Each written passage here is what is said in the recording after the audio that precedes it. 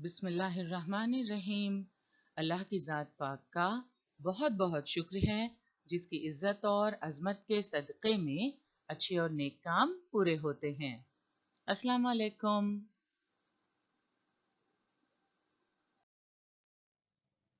برہن ممبئی مہانگر پالیکا شکشن وبھاگ کے تحت جاری ورچوئل ٹریننگ سینٹر کی جانب سے پیش ہونے والے ای لرننگ سیشن میں آپ کا استقبال ہے۔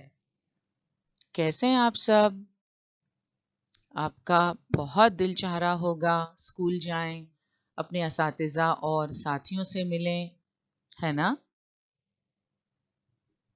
مگر فی الحال آپ گھر پر ہی رہ کر ایڈوکیشنل ویڈیوز کی مدد سے اپنی پڑھائی جاری رکھیں، اپنی معلومات میں اضافہ کرتے رہیں۔ انشاءاللہ ہم بہت جلد ملیں گے۔ تو آئیے شروع کرتے ہیں آج کا ہمارا سیشن۔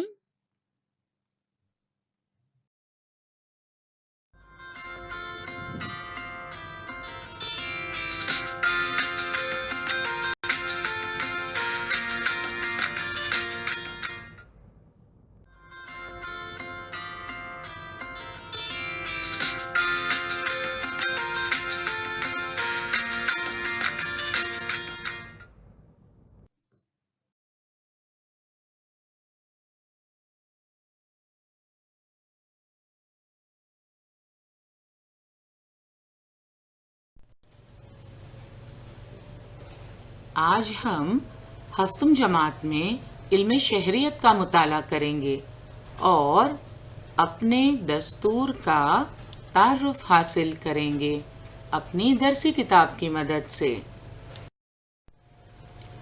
ہم نے موضوع کو آسان، دلچسپ اور اثر انگیز بنا کر پیش کرنے کی پوری کوشش کی ہے، مگر یہ ضروری ہے کہ یہ عمل ایک طرفہ نہ ہو۔ اس لیے آپ بھی اپنے تجربات، موضوع کی مناسبت سے اپنے مشاہدات اور پیشکش کے متعلق اپنے خیالات ہمیں ضرور بتائیں، اور اس کے لیے آپ ہمیں اس ایڈریس پر ای میل بھیج سکتے ہیں۔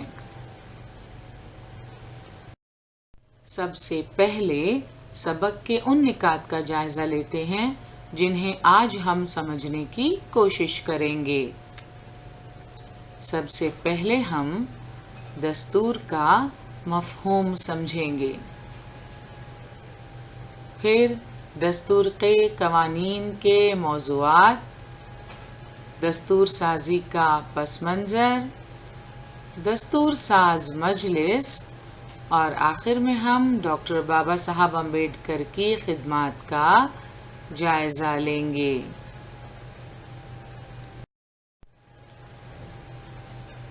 مگر نئی معلومات حاصل کرنے سے پہلے، اپنے دستور کا تعارف حاصل کرنے سے پہلے، آئیے اپنی سابقہ معلومات کو تازہ کر لیتے ہیں۔ گزشتہ جماعتوں کی شہریت کی کتابوں میں ہم نے قوانین کی ضرورت کے بارے میں بہت سی باتیں جان لی ہیں، سمجھ لی ہیں۔ خاندان، اسکول، گاؤں یا شہر کا کام کاج باقاعدگی اور آسانی سے چلانے کے لیے ہم قوانین اور ضابطوں پر عمل کرتے ہیں۔ خاندان کے افراد کو آپس میں کیسے رہنا چاہیے، اس کے لیے کچھ ضابطے ہوتے ہیں۔ باقاعدہ خاندان میں قوانین نہیں ہوتے یا یہ کہیں لکھے نہیں ہوتے، مگر والدین اپنے بچوں کی بھلائی کے لیے، گھر کے افراد کی بھلائی کے لیے انہیں اچھی باتیں بتاتے ہیں، ان کے طور طریقے میں اصلاح کرتے رہتے ہیں، جیسے گھر میں مہمان آئیں تو انہیں کیسے برتاؤ کرنا چاہیے، کتنے بجے سونا ہے، گھر میں وائی فائی کتنے بجے تک چلے گا۔ تو ہر خاندان کے یہ اوقات جو ہیں وہ الگ الگ مقرر ہیں۔ اسی طرح آپ دیکھ سکتے ہیں بڑوں کے ساتھ برتاؤ کرنا، خاص تہوار کے موقعوں پر مہمانوں کی آؤ بھگت کرنا، کسی خاندان میں آداب کرنا، تو کہیں نمستے کرنا. یہ بچے اپنے بڑوں سے سیکھتے ہیں. اس کے لیے کوئی کتاب نہیں ہے جس میں یہ ضابطے درج کیے جائیں، بلکہ امی ابا اپنے بچوں کو یہ سکھاتے رہتے ہیں اور بچے بڑوں کو دیکھ کر اچھی اچھی باتیں سیکھتے رہتے ہیں. اگر اسکول کی ہم بات کریں تو اسکول میں داخلے کے وقت یونیفارم اور پڑھائی کے سلسلے میں قوانین ہوتے ہیں. داخلے کے وقت فارم بھرنا ہوتا ہے، معلومات درج کرنی ہوتی ہے. مختلف اسکولوں کے بہت سے مقابلوں کے بھی ضابطے اور قوانین ہوتے ہیں. آپ نے تحریری مقابلوں میں شرکت کی ہوگی، ڈرائنگ کمپٹیشن، کرافٹ کمپٹیشن میں حصہ لیا ہوگا تو آپ نے دیکھا ہوگا وہاں بھی ضابطے ہوتے ہیں. مقابلے کتنی دیر چلیں گے، تحریری مقابلہ ہے تو کتنے الفاظ پر مشتمل آپ کو مضمون لکھنا ہے، تقریر کتنے منٹ کی ہوگی. اس طرح مقابلوں کے اپنے ضابطے اور قوانین ہوتے ہیں. کھیلوں کے مقابلے ہوتے ہیں. یہ شطرنج کا کھیل آپ دیکھ رہے ہیں، اس میں مہریں چلنے کے لیے بھی کچھ قاعدے قوانین ہیں. دوڑ کے مقابلے کے اپنے قانون ہیں. کرکٹ کا میچ ہو، فٹ بال ہو، ہاکی کا میچ ہو، ان سب کے اپنے ضابطے اور قوانین ہوتے ہیں. ہمارے گاؤں یا شہر کے معاملات بھی قوانین کے مطابق چلتے ہیں. ششم جماعت میں آپ دیہی مقامی انتظامی اداروں کے متعلق تفصیل سے معلومات حاصل کر چکے ہیں. آپ اچھی طرح جانتے ہیں کہ گرام پنچایت ہو، پنچایت سمیتی ہو یا ضلع پریشد، یہ دیہی علاقوں کے مسائل حل کرتے ہیں، وہاں لوگوں کو سہولتیں فراہم کرتے ہیں، مگر ان کے معاملات قوانین کے مطابق چلتے ہیں. گاؤں ہی کی طرح شہری انتظامی ادارے کی مثال آپ لے لیجئے. یہ شہری علاقوں کے مسائل حل کرتے ہیں، شہروں میں سہولتیں فراہم کرتے ہیں، مگر ان کے معاملات بھی قوانین کے مطابق ہی چلتے ہیں. اسی طرح ہمارے ملک کے معاملات بھی قوانین کے مطابق چلتے ہیں. بھارت ایک وسیع ملک ہے، کثیر آبادی والا ملک ہے، اور اتنے بڑے ملک کا انتظام کیا بغیر قوانین کے ممکن ہے؟ چاہے وہ عوام کا تحفظ ہو، عوام کی ترقی کے لیے مختلف پروگرامز پر عمل کرنا ہو، یا پورے ملک کا انتظام، یہ سب قوانین کے مطابق ہی ہوتا ہے. خاندان، اسکول، گاؤں یا شہر کے قوانین محدود نوعیت کے ہوتے ہیں، لیکن ملک کے قوانین یا ترمیمات وسیع نوعیت کی ہوتی ہیں. اب ذرا اس بات کو اچھی طرح سمجھ لیجئے. دیکھیں، خاندان کے جو قاعدے ہوتے ہیں، جو رولز ہوتے ہیں، وہ اس خاندان تک محدود ہوتے ہیں. ضروری نہیں کہ اگر ایک فیملی میں لوگ رات میں 9 بجے سے پہلے کھانا کھا لیتے ہیں، یہی رول کسی دوسرے خاندان کے لوگ بھی اپنا رہے ہوں، یہ ضروری نہیں ہے. اسکول میں ہم دیکھتے ہیں کہ یونیفارم تو ہوتا ہے، مگر ہر اسکول کا اپنا الگ الگ یونیفارم ہوتا ہے. گاؤں یا شہر کے قوانین بھی محدود نوعیت کے ہوتے ہیں. گاؤں کے جو انتظامی ادارے ہیں وہ اپنے گاؤں کے لیے ہی انتظام کرتے ہیں. شہر کا جو انتظامیہ ہے وہ اپنے شہر کا انتظام دیکھتا ہے، اور جن قوانین پر وہ عمل کرتے ہیں وہ بھی محدود ہوتے ہیں.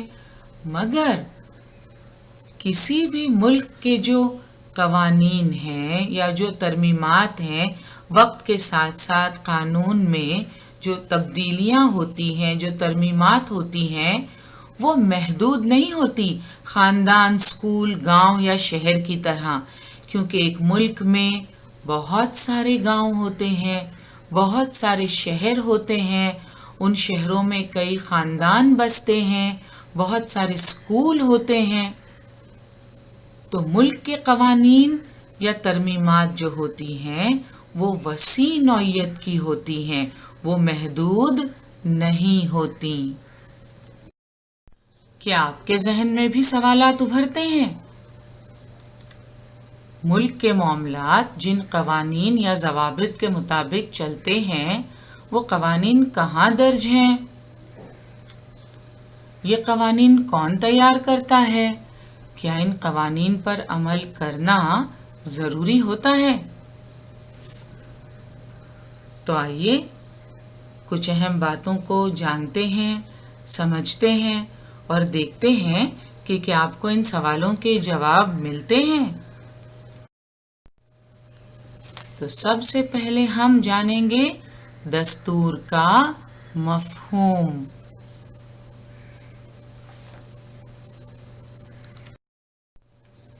ملک کے معاملات سے متعلق قوانین اور ترمیمات یکجا شکل میں جس کتاب میں درج ہوتے ہیں اسے دستور یا آئین کہتے ہیں۔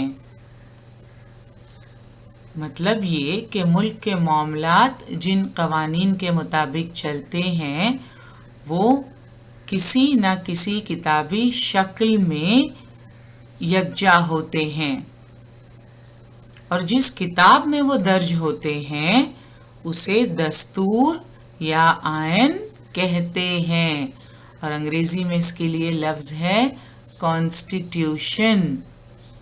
تو آسان زبان میں ہم کہہ سکتے ہیں کہ ملک کے کام کاج سے متعلق قوانین کی تحریری دستاویز یعنی دستور، کانسٹیٹیوشن۔ تو آپ کے سامنے کانسٹیٹیوشن آف انڈیا، دستور ہند، یہ کتاب اسکرین پر آپ دیکھ رہے ہیں۔ اس میں ملک کے کام کاج کے متعلق مختلف قوانین درج ہیں، اور یہ کانسٹیٹیوشن آف انڈیا ہمارے اپنے ملک بھارت کا ہے۔ ہمارے ملک بھارت کے کام کاج سے متعلق قوانین اس میں درج ہیں، تحریر کیے ہوئے ہیں۔ دستور کا مفہوم تو آپ سمجھ گئے ہوں گے۔ دستور یعنی کیا؟ ملک کے کام کاج سے متعلق قوانین کی تحریری دستاویز، اسے ہم دستور کہتے ہیں۔ اب دیکھیں، شروع میں ہی ہم نے آپ کو بتایا کہ خاندان کے جو ضابطے ہوتے ہیں، جو رولز ہوتے ہیں، وہ کسی کتاب میں درج نہیں ہوتے، مگر ملک کے کام کاج سے متعلق جو قوانین ہیں ان کی اہمیت کا اندازہ آپ بخوبی لگا سکتے ہیں کہ یہ درج ہوتے ہیں۔ یہ ایک تحریری ڈاکیومنٹ ہے، تحریری دستاویز ہے جسے ہم دستور کہتے ہیں۔ اب ملک کے کام کاج کون دیکھتا ہے؟ ملک کے کام کاج حکومت دیکھتی ہے۔ اور حکومت یا سرکار کیسے تشکیل پاتی ہے؟ ہمارے ملک میں جمہوریت ہے، ہم نے جمہوری طرز حکومت کو اپنایا ہے، اس لیے یہاں عوام کے منتخب کردہ نمائندوں پر مشتمل حکومت یا سرکار تشکیل پاتی ہے۔ انتخابی عمل سے گزر کر نمائندوں پر مشتمل سرکار بنتی ہے، اور جن نمائندوں کو عوام منتخب کرتے ہیں وہ پارلیمنٹ ہاؤس میں جاتے ہیں۔ یہ دیکھ رہے ہیں آپ اندرونی منظر ہمارے پارلیمنٹ ہاؤس کا، اور پھر عوام کے چنے ہوئے نمائندے بھی کچھ مزید نمائندوں کو چنتے ہیں۔ تو آپ بڑی جماعت میں پڑھیں گے کہ لوک سبھا اور راجیہ سبھا کیسے تشکیل پاتے ہیں، یہ پارلیمنٹ کے 2 ایوان ہیں۔ یہاں آپ کے لیے جاننا ضروری ہے کہ عوام کے منتخب کردہ ان نمائندوں پر مشتمل حکومت یا سرکار بنتی ہے، سرکار تشکیل پاتی ہے۔ عوام کے ذریعے منتخب شدہ نمائندوں پر مشتمل جو حکومت بنتی ہے، حکومت پر لازم ہوتا ہے کہ وہ دستور میں درج قوانین کے مطابق ہی ملک کا کام کاج چلائے۔ دستور میں درج قوانین یا ترمیمات بنیادی اہمیت رکھتی ہیں۔ حکومت دستور میں درج قوانین سے ٹکرانے والے دیگر قوانین نہیں بنا سکتی۔ اگر ایسا کیا تو مجلس قانون ساز اسے منسوخ کر سکتی ہے۔ تو دستور کی اہمیت کا اندازہ آپ کو ہو رہا ہوگا۔ دستور کا مفہوم سمجھنے کے بعد آئیے اب ہم دستور کے قوانین کے موضوعات کو جانیں گے۔ دستور میں درج قوانین مختلف موضوعات کا احاطہ کرتے ہیں، یعنی مختلف موضوعات پر مشتمل قوانین دستور میں درج ہیں۔ مثلاً شہریت یعنی سٹیزنشپ، بھارت کا شہری ہونے کے لیے کن شرائط پر پورا اترنا ضروری ہے؟ کیا امریکہ میں رہنے والا ایک شہری بیک وقت امریکہ اور بھارت کا شہری ہو سکتا ہے؟ اس تعلق سے کیا قوانین ہیں؟ یہ دستور میں درج ہیں۔ شہریوں کے حقوق کیا ہیں؟ بھارت کے شہری ہونے کی حیثیت سے ہمیں کون سے حقوق ملے ہیں؟ شہریوں اور حکومت کے درمیان تعلقات، حکومت کی قانون سازی کے موضوعات کہ کن موضوعات پر حکومت قانون بنا سکتی ہے۔ چونکہ ہمارے یہاں وفاقی حکومت ہے، ریاستی حکومتیں بھی ہیں اور مرکزی حکومت بھی، لہٰذا حکومت کی قانون سازی کے موضوعات دستور میں درج ہیں۔ انتخابات کے تعلق سے قوانین بنائے گئے ہیں، یہ ہمیں دستور میں ملتے ہیں۔ آپ نے دیہی مقامی انتظامیہ کے تعلق سے یہ دیکھا کہ کس طرح ہر 5 سال میں الیکشنز ہوتے ہیں۔ اسی طرح ریاستی حکومتوں کے انتخابات، مرکزی حکومتوں کے انتخابات کے تعلق سے قوانین دستور میں درج ہیں۔ ساتھ ہی ساتھ حکومت کی حدود اور حکومت کے اختیارات، ان موضوعات کے متعلق قوانین ہمارے دستور میں موجود ہیں۔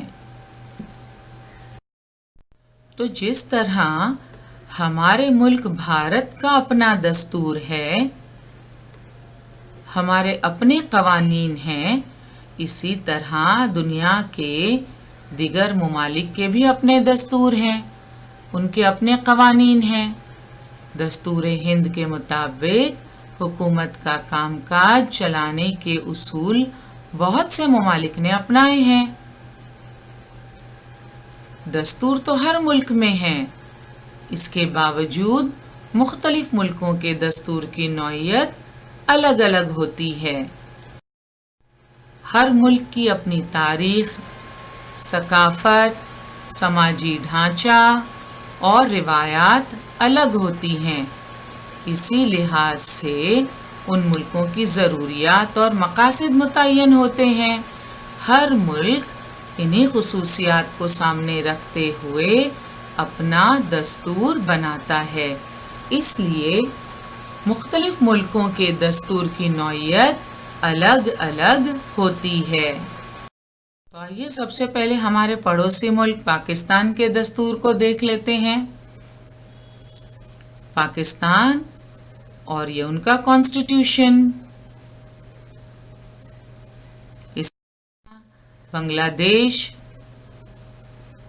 اور یہ بنگلہ دیش کا دستور، چین، اور آپ دیکھ سکتے ہیں constitution of the communist party of China. یہ کس ملک کا کانسٹیٹیوشن ہے؟ جاپان کا. تو کہنے کا مطلب یہ کہ مختلف ممالک کے اپنے اپنے دستور موجود ہیں اور ان میں درج قوانین کے مطابق وہاں کی حکومتیں اپنا کام کاج چلاتی ہیں. کیا آپ جانتے ہیں امریکہ اور برطانیہ یعنی انگلستان کی حکومتوں کا کام کاج دستور کے مطابق چلتا ہے، لیکن ان دونوں ممالک کے دستور الگ الگ ہیں. مثلاً امریکہ کا دستور 1789 میں نافذ ہوا. یہ تحریری شکل میں ہے اور صرف 7 نکات پر مشتمل ہے، لیکن 225 برس گزر جانے کے باوجود امریکہ کا حکومتی کام کاج اسی دستور کے مطابق چلتا ہے. یہ ہے The Constitution of the United States of America. اور یہ ہے The Constitution of England. برطانیہ کی تاریخ صدیوں پر پھیلی ہوئی ہے. حکومتی کام کاج کے قوانین یہاں روایات، رسم و رواج کی شکل میں ملتے ہیں. اس کے باوجود ان پر سختی سے عمل کیا جاتا ہے. جی ہاں، آپ نے بالکل ٹھیک سمجھا. کچھ تحریری قوانین پر مشتمل ہونے کے باوجود برطانیہ کے دستور کا زیادہ تر حصہ غیر تحریری ہے. اس کے باوجود ان پر سختی سے عمل کیا جاتا ہے. دیگر ممالک کے دستور کے سرسری جائزے کے بعد آئیے ہم ہمارے ملک میں دستور سازی کا پس منظر سمجھنے کی کوشش کرتے ہیں. بھارت کی دستور سازی کا کام 1946 میں ہی شروع ہو چکا تھا. اور ہمارا ملک کب آزاد ہوا؟ ہمارا ملک بھارت 15 اگست سن 1947 کو آزاد ہو گیا.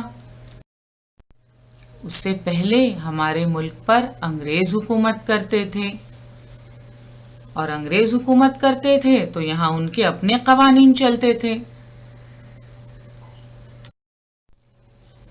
بڑی جد و جہد کے بعد آخر کار ہمارا ملک 15 اگست 1947 کو انگریزوں کی غلامی سے آزاد ہو گیا. پنڈت جواہر لال نہرو آزاد بھارت کے پہلے وزیر اعظم بنے. تحریک آزادی کے رہنماؤں کا ماننا تھا کہ آزاد بھارت کا حکومتی کام کاج انگریزوں کے تیار کردہ دستور کے مطابق نہیں بلکہ بھارتیوں کے تیار کردہ دستور کے مطابق چلنا چاہیے. انگریزوں کے دور میں جو دستور تھا وہ انگریزوں کا بنایا ہوا تھا، اس میں مساوات نہیں تھی، وہ انگریزوں کے بھلے کا تھا. لہٰذا تحریک آزادی کے رہنماؤں کو وہ دستور بالکل بھی منظور نہیں تھا. تو اب کیا کریں؟ نیا دستور تیار کرنے کی تیاری شروع ہو گئی.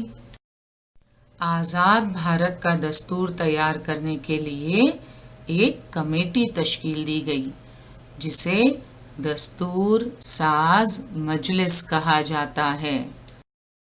دستور ساز مجلس میں کل 299 نمائندے تھے اور ڈاکٹر راجندر پرساد دستور ساز مجلس کے صدر تھے.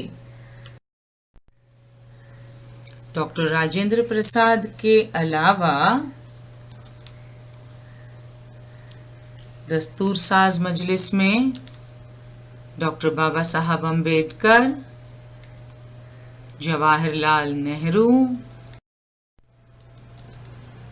سروجنی نائیڈو، मौलाना अबुल कलाम आज़ाद, वल्लभ भाई पटेल, JB कृपलानी, राजकुमारी अमृत कौर, दुर्गाबाई देशमुख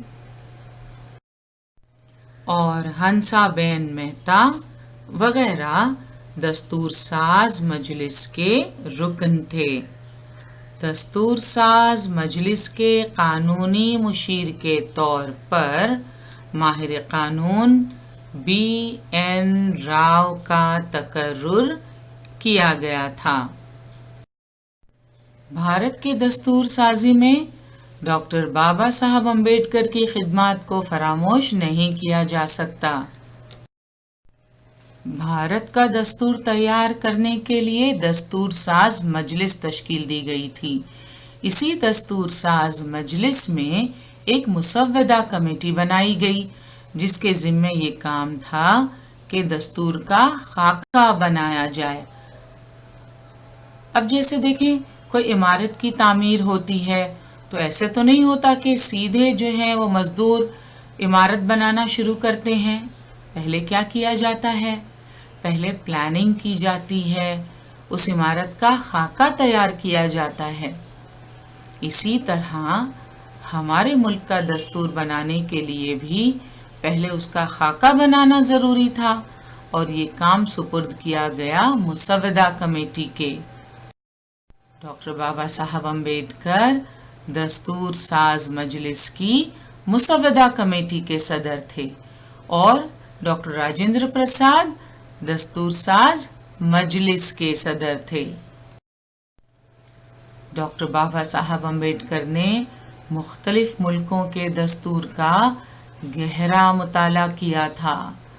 उन्होंने दिन रात सख्त मेहनत और गौर फिक्र के बाद दस्तूर का मुसव्वदा तैयार किया।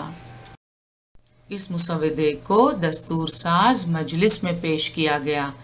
जो खाका मुसव्वदा कमेटी ने तैयार किया दस्तूर का, उसे बहस मुबाहिसे के लिए, ज़रूरी इस्लाहात के लिए दस्तूर साज मजलिस में पेश किया गया, जिसकी हर दफ़ा पर सिलसिलेवार बहस की गई।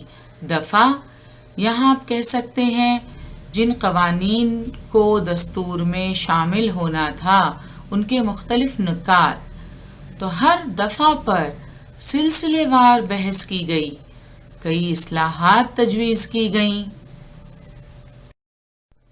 दस्तूर के मुसव्वदे को दस्तूर साज मजलिस में पेश करने, उससे मुताल्लिक अरकान के सवालों के जवाब देने, दस्तूर साज मजलिस के मशवरों के मुताबिक मुसव्वदे में तब्दीलियां करने और उसे गलतियों से पाक करने का काम डॉक्टर बाबा साहब अम्बेडकर ने किया।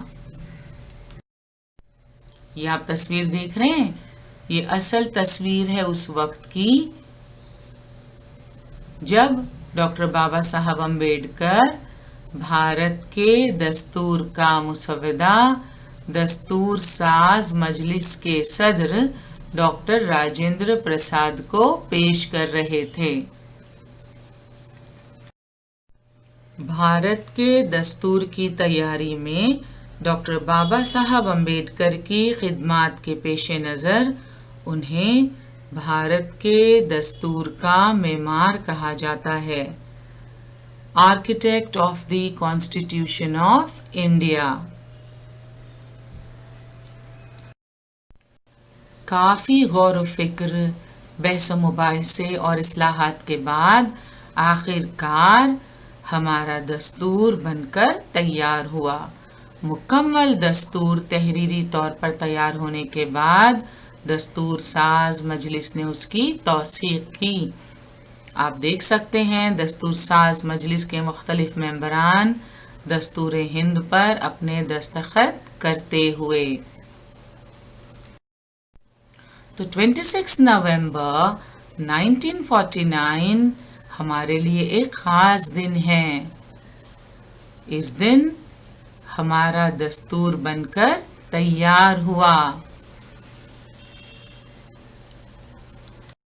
इसीलिए 26 नवंबर को यौम दस्तूर के तौर पर मनाया जाता है, कॉन्स्टिट्यूशन डे के तौर पर मनाया जाता है।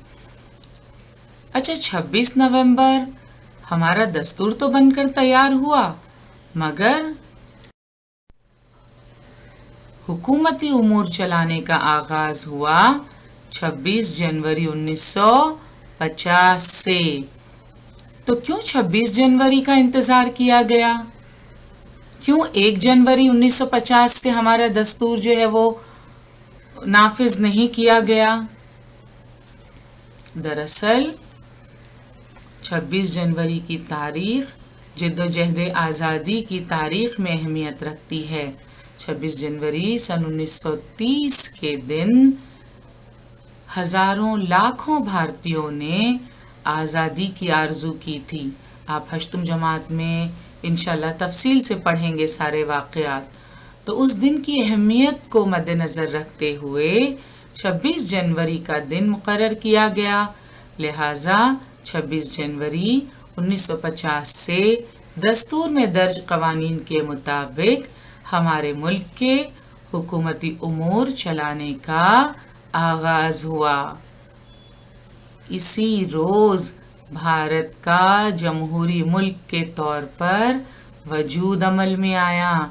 हम आज़ाद तो थे, आज़ादी तो हमें 15 अगस्त सन 1947 को मिल गई थी, लेकिन हमारा अपना कानून नहीं था, हमारा अपना दस्तूर मुल्क में नहीं था।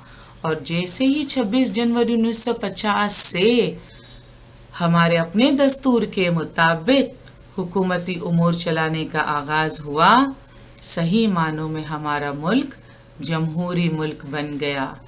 इसीलिए 26 जनवरी का दिन यौमे जमहूरिया के तौर पर मनाया जाता है।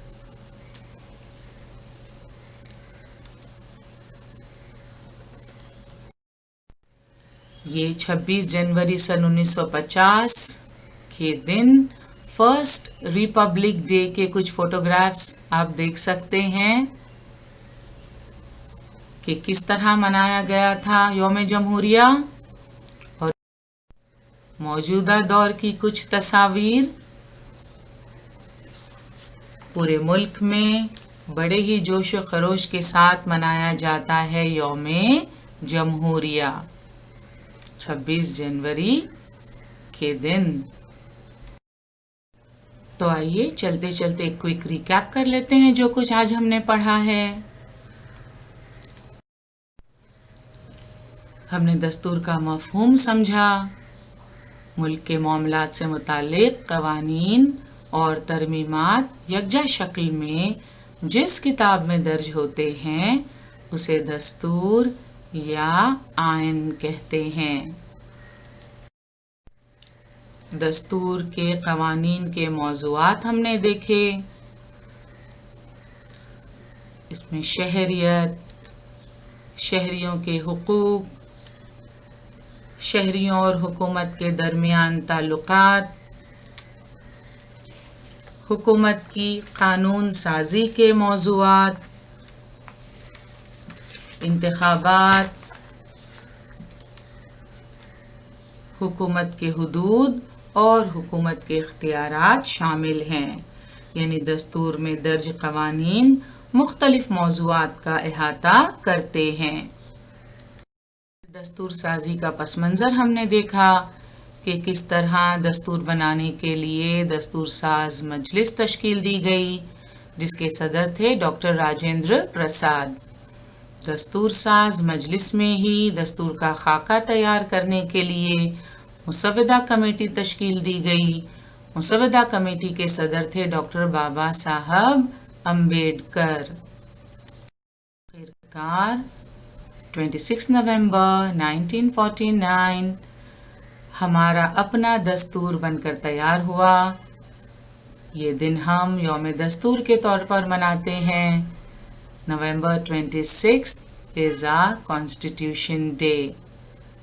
और 26 जनवरी 1950 से दस्तूर में दर्ज कवानीन के मुताबिक हमारे मुल्क के हुकूमती उमूर चलाने का आगाज हुआ। इस रोज़ भारत का जमहूरी मुल्क के तौर पर वजूद अमल में आया। इसीलिए 26 जनवरी का दिन यौम-ए जमहूरिया के तौर पर मनाया जाता है। तो उम्मीद करते हैं कि आज के सारे निकात अच्छी तरह आपकी समझ में आ गए होंगे। And now it's activity time. आपको क्या करना है? बहुत आसान सी सरगर्मी है। आपके स्कूल में यौम जमहूरिया कैसे मनाया गया ज़रा याद कीजिए और तहरीर कीजिए। और आप चाहें तो अपनी तहरीर आप हमें इस एड्रेस पर ईमेल कर सकते हैं। Is it okay? Good.